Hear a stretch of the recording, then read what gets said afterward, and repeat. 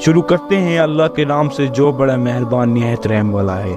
جب بھی اللہ کے اس زمین پہ کسی انسان نے تکبر کیا، ظلم کیا، تو اللہ نے اسے نشان عبرت بنا دیا۔ تو ویسے ہی حضرت موسیٰ علیہ السلام کے زمانے میں قوم قبط و امالک سے جو مصر کا بادشاہ بنا، جس کا نام ولید بن مسعب بن ریام تھا، جس کو پوری دنیا فرعون کے نام سے یاد کرتی ہے، وہ انسانوں پہ ظلم کرتا تھا اور جو لوگ غریب تھے ان کا حق کھاتا تھا، ان سے سخت مزدوریاں کم اجرت دیتا تھا، اور جو انسان اس کا غلام نہیں بنتا تھا اس کو قتل کر دیتا تھا۔ تبھی اللہ کے نبی حضرت موسیٰ علیہ السلام کو حکم دیا کہ اے موسیٰ، فرعون تک میرا پیغام پہنچاؤ کہ وہ انسانوں پہ ظلم نہ کرے، ورنہ اللہ کا عذاب ان کو لے ڈوبے گا۔ جب اللہ کے نبی نے اللہ کا پیغام فرعون کو دیا تو وہ مذاق اڑانے لگا اور کہنے لگا، یہاں کا خدا میں ہوں، میں کسی کے حکم کو نہیں مانتا۔ تو بس اللہ اپنی نشانیاں حضرت موسیٰ علیہ السلام کے توسط سے دکھاتا رہا، اور پورا مصر حضرت موسیٰ علیہ السلام کے معجزات کو دیکھ کے حیران ہوتا گیا۔ کچھ ایمان لے آئے، کچھ فرعون سے سوالات کرنے لگے۔ بالآخر فرعون حضرت موسیٰ علیہ السلام کے معجزات کو دیکھ کے اس بات تک آ پہنچا کہ آج میں موسیٰ اور اس کی قوم بنی اسرائیل کو قتل کر دوں گا۔ اللہ نے اپنے نبی حضرت موسیٰ علیہ السلام تک اپنا پیغام پہنچایا کہ اے موسیٰ، رات کو اپنی قوم کو لے کے اس شہر سے نکل جا۔ تو یوں حضرت موسیٰ علیہ السلام نے اپنی قوم بنی اسرائیل کو لے کے جانے لگے۔ اس بات کا علم جو فرعون کو ہوا تو وہ غضبناک ہو کر کہنے لگا، کچھ بھی ہو جائے موسیٰ اور اس کے ساتھیوں کو قتل کر کے ہی چھوڑوں گا۔ وہ اپنی جاؤ جلال کے ساتھ بنی اسرائیل کو ڈھونڈنے لگا۔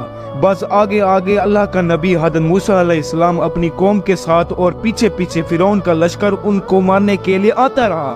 بالآخر بنی اسرائیل دریا تک پہنچے اور فرعون ان کا پیچھا کرتے کرتے ان کو دیکھنے لگا۔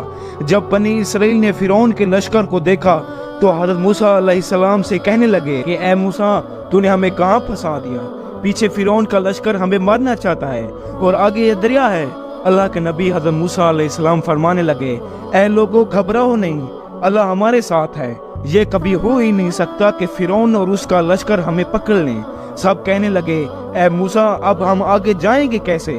بس اتنی دیر میں آواز غیب آئی، اے موسیٰ، اپنی عصا اس دریا میں دے مار۔ تو بس جب حضرت موسیٰ علیہ السلام نے اپنی عصا دریا میں دے ماری تو آدھا پانی اس طرف تو آدھا پانی اس طرف، اللہ نے بیچ میں رستے کو واضح کر دیا۔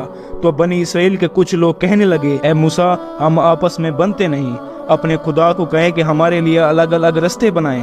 اللہ کے نبی حضرت موسیٰ علیہ السلام نے اس دریا میں 12 جگہوں میں عصا ماری اور 12 الگ الگ رستے بن گئے، اور وہ 12 قبائل الگ الگ ہو کر دریائے نیل سے جانے لگے۔ جیسے ہی یہ منظر فرعون اور اس کے لشکر نے دیکھا تو وہ بھی اس رستوں پر حضرت موسیٰ علیہ السلام کی قوم کے پیچھے آ گئے۔ جیسے ہی حضرت موسیٰ علیہ السلام بنی اسرائیل کے ساتھ دریا کے اس طرف پہنچے اور دریا کے بیچوں بیچ فرعون اور اس کا لشکر موجود تھا، تو اللہ نے پانی کو پھر سے حکم دیا، اب ویسے ہو جا جیسے پہلے تھا۔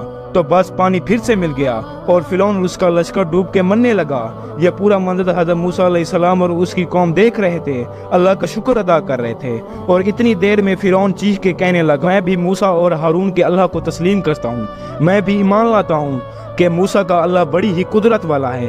اتنی دیر میں آواز غیب آتی ہے کہ اے فرعون، اب ایمان لاتا ہے جب تو دوزخ کی دہلیز تک آ پہنچا ہے۔ اے فرعون، ہم تیرے تکبر اور تیری لاش کو آنے والے لوگوں کے لیے نشان عبرت بنائیں گے، تاکہ ہر انسان جان لے کہ زمین پہ انسان کو تکبر راس نہیں آتا۔ آج بھی اللہ نے فرعون کی لاش کو نشان عبرت بنا کے رکھا ہے۔ بے شک جس انسان نے تکبر کیا، انسانوں پہ ظلم کیا، وہ اللہ کی رحمت سے دور ہو کر دوزخ تک پہنچ جاتا ہے۔